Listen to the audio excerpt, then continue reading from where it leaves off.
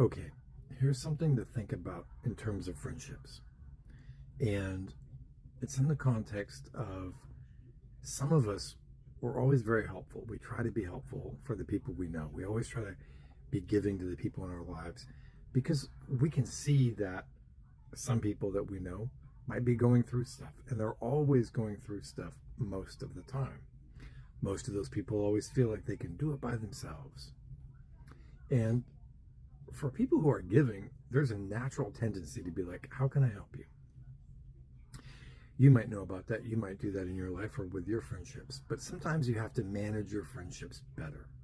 And sometimes you have to manage how much we give to each other better. Because sometimes some people will take that for granted. Some people will devalue it even and think that it's, not something for them or not something they want, or they don't want, you know, to have you in their life in any greater capacity, right? And all those things always happen. The other thing is that sometimes other people that we're trying to help will instinctively or intrinsically think that you're doing these things because you want something from them.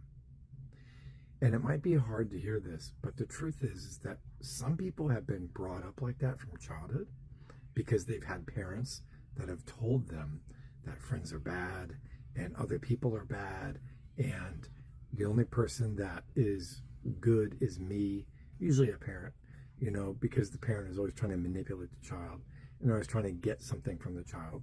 And when they tell the child their whole life growing up, yeah, these people, they're bad. They're always trying to take advantage of you. These other people over here, they're bad. They just want something too. The truth is that that person is projecting, and that person is imprinting their selfishness onto the child.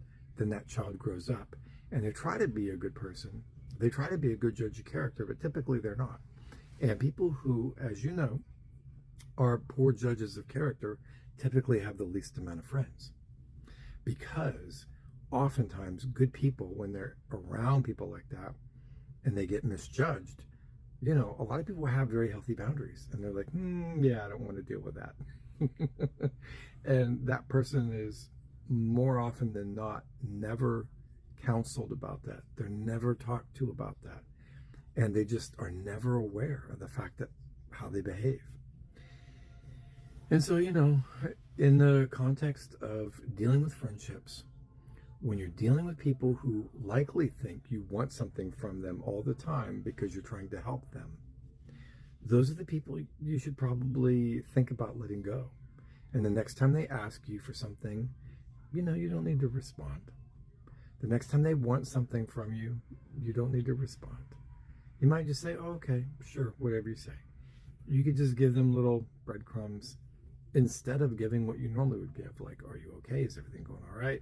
Do you need me to do this? Do you need me to do that? Because you save that for the people who are closest to you, and the people who understand what you're doing, and the people who, have you in their mind as someone they value.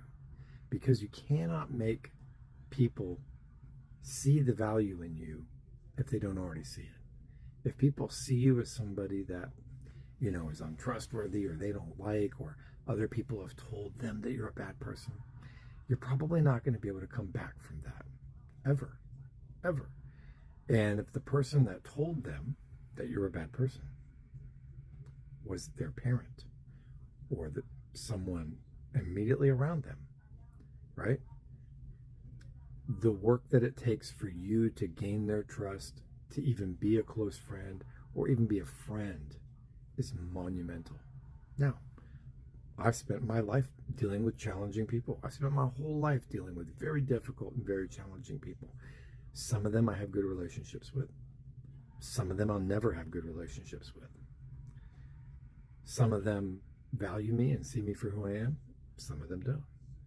Some of them, still would rather drink still would rather drink poison than sit down and drink tea with me. It is what it is. But the message today is, protect yourself and, have appropriate boundaries for the people in your life that do not value you. And the next time you offer yourself and you detect that it's like a cold response back, remember that. Remember that you put yourself on the line for somebody and they didn't value it. You don't need to have like this transactional thing in friendships, but you do need to be valued and respected as a person. Always. That never is going to change. So the next time that you feel that that's where it's at, my advice is just say, okay. You use what's called minimal response and minimal encouragers. Minimal response and minimal encouragers. Minimal response is, okay, sure, I understand. Okay, sure, I understand. Minimal encouragers are,